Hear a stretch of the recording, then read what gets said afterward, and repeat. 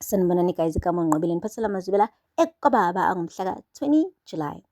Uzwelakhe-ke uphinde wabuya ngosuku olulandelayo le kuDumisani ufuna phela i-contract kababa uRadebe. Lapho-ke guys, ubeswenke econsa-ke namhlanje engagqoke ngisho iy'ngubo zasenkampanini kubonakala ukuthi ubhuti uyaphuthuma ukhava isikhathi ufuna ukuthi nje gci aqede aphinde ahambe. Hhayi-ke uDumisani ube ukubona uzwelakhe wamane athi, hawu khabazela wafika ekuseni kangaka. Yazi kuzomele ngithole ngisho inyama yenhloko makunje wathi ungiyeka ngendaba yey'nyama zenhloko uyazi ngizeleni la. Wathi hawu ukhuluma ngani ndodana? Wathi awazi? Wathi hayi bo, phela uyazi nje nawe sengimdala mina, yabona ngiyakhohlwa. Wathi baba omdala wegcwabe, bengicela unginikeze i-contract kababa uRadebe. Wathi ungibuyisela nini enkampanini? Wathi uma kuthi uthi ngize la ngizokubuyisela enkampanini ungamane ukhohlwe bandla, awubuyeli nje wena laphaya. Wathi eyi kulungile-ke, kuyacaca ukuthi nami ngeke ngize ngikhumbule-ke phela ukuthi ngayibekaphi le contract yalo baba uRadebe yazi, ngoba phela sengimdala ngiyakhohlwa mina. Wathi uzwelakhe lalela-ke nami angiyindawo ingekho esandleni sami. Wathi awu kuyokusiza ukuthi uthole ama-avaroli mfana wami, ngoba kusho ukuthi sisazohlala thina sobabili la yabo. Usazongisiza ngikhande nale moto yabo, kumele ngiqinise amabhawodi kanti nogrisi uzokungcolisa mntanami. Ngcono impela uthola ama-avaroli. Wadla imihlathi uzwelakhe ethukuthelisile amazwi akhe lo baba lo. Yeyi uthe ngampela baba omdala unandaba nefa ley'ngane zethu, awunandaba nefa lale nkampani, inkampani yomndeni. Wathi ayibo, inkampani yomndeni kumele ingondle phela nayo. Ngampela uthi mina angikhathalele inkampani engangondli, buka ngilambile, anginamsebenzi kodwa uthi angikhathalele leyo nkampani. Uma ukuthi kumele ngikhathalele angimane ngiphindele emsebenzini-ke nami, ngiqasheke phela nami ngiqhubeke ngisebenze, ngilethe isinkwa nami emndenini wami. Hayi bo guys, lo baba wadla imihlathi futhi uzwelakhe ebona ukuthi cha ayikho inqubekela phambili mekhuluma nalo baba lo. Lo baba lo hhayi unekhanda lakhe guys, and ikhanda lakhe liqinile njengosimende. Ayi akupheli-ke lapho. Uhambile-ke wayohlangana-ke nosibari wakhe lo gana ukhethiwe udadewabo. Esho ukuthi heyi kumapeketwane lo baba lo akafuni ukumnikeza i-contract. Omane wathi lo bhuti ayi kanti ilula lento, wena yindaba ungakhulumi noMhlaba. Wathi uMhlaba angithi naye sixabene naye, ngimxoshile nje naye enkampanini. Oh yeka ngaleza y'khathi sazwana noMhlaba, uyazi umfowethu impela eish kubuhlungu ukuthi angisazwani naye. Wathi khuluma naye uMhlaba. Wathi uMhlaba soze abhithreya ubaba wakhe. Wathi ndoda uyamdinga uMhlaba, uyena kuphela ongitshontshela leya contract leya ayilethela kuwena. Wathi usho nje? Wathi ngiyakutshela mina. Ayi nangampela-ke guys uzwelakhe wahamba bandla wayozama inhlanhla. Wafika kuMhlaba-ke wamthinta la ehlombe. Wathi mfowethu wakithi wena, bengicela ungisize la, ubaba wakho Gcwabe une-contract kababa uRadebe iyadingeka enkampanini. Wathi manje ufuna ngenze njani mina? Wathi ngifuna ungithathele yona lapha endlini. Wathi ha ufuna ngitshintshele ubaba?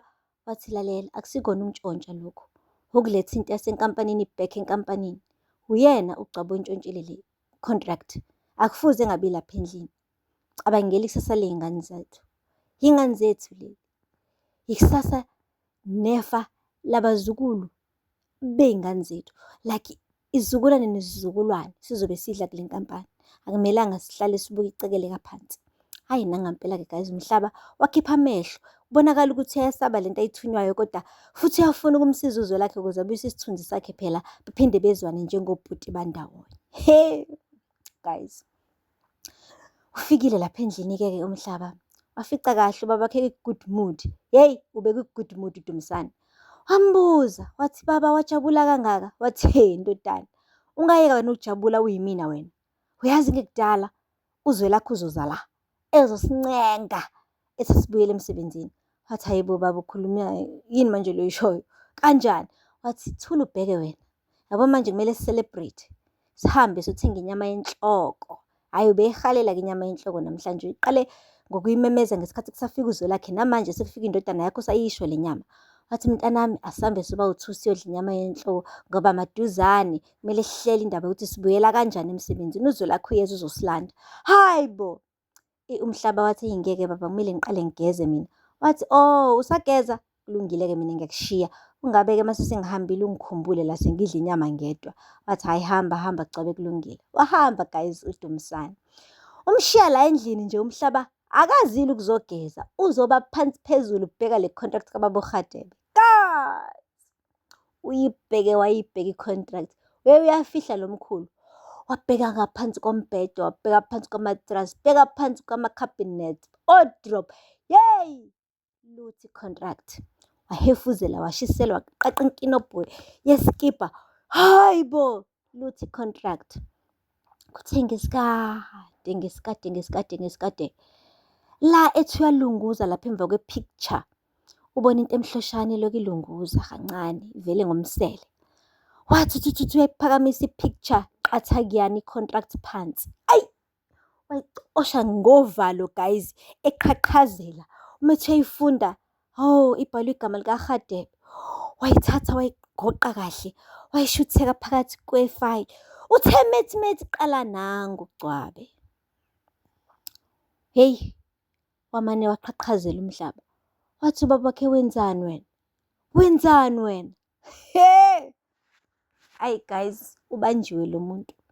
Yabona kona akakasho ukuthi wenzani, kodwa uyabona nje ukuthi ngendlela aqhaqhazela ngayo ngeke aze akwazi nanokuqamba amanga ukuthi lento ayiphethe ifayili kaRadebe. Guys, ngeke umhlaba. Hayi uyangisolisa umhlaba ngathi i-backbone ayikho laphaya. Hayibo, lo uhamba nomoya, uma umoya uye south, uma umoya uye north.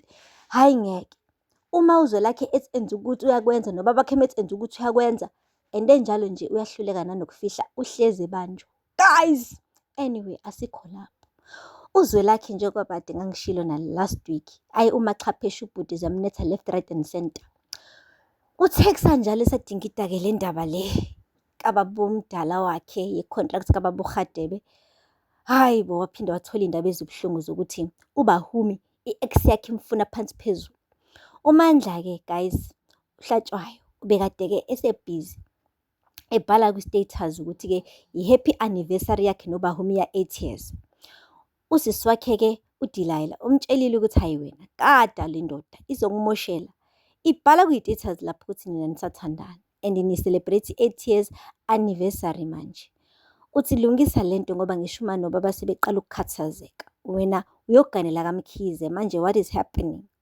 Hamba uBahumi-ke emsebenzini, uthi methi uyafika lapha e-parking lot, nangu Mandla uphethe ibhukethi yamaflower. Umane wathi, "Sawubona sithandwa sami, happy anniversary." Ha! Bahumi wathi, "Horing! Yayi sihlukene wena sinawe. Uthini manje?" Wathi, "Uyazi nje sithandwa sami ukuthi inhliziyo kayiphakelwa." Wathi, "Hayibo, awungiyeke phansi wena. Hlukene wena." Waqede lapho wathi, "Khululeka sithandwa sami, ngizokulinda. Yabona lento ekuphethe, lo mkhuhlane okuphethe uzokuphatha uzoze ube ngcono, ngizobe ngila. Uzongifica ngisala." Hey! Guys, ayingeke. Wahamba uBahumi ecasukeni lapho uMandla uloke eshaya ismile ephethe imbali zakhe lezi ezinkulukazi. Uyabona nje ukuthi hayi ngoba efuna uBahumi ufuna ukucinanisa uzwelakhe. Yo! Guys, aphela lapho ngamazwela namhlanje, ningakhohlwa ukusubscribe and like and comment. Until next time. Bye. Sanibonani guys, igama uNgqobile niphathela amazwela ekubaba angumhla ka-20 July. Uzwelakhe-ke uphinde wabuya ngosuku olulandelayo le kuDumisani ufuna phela i-contract kababa uRadebe. Lapho-ke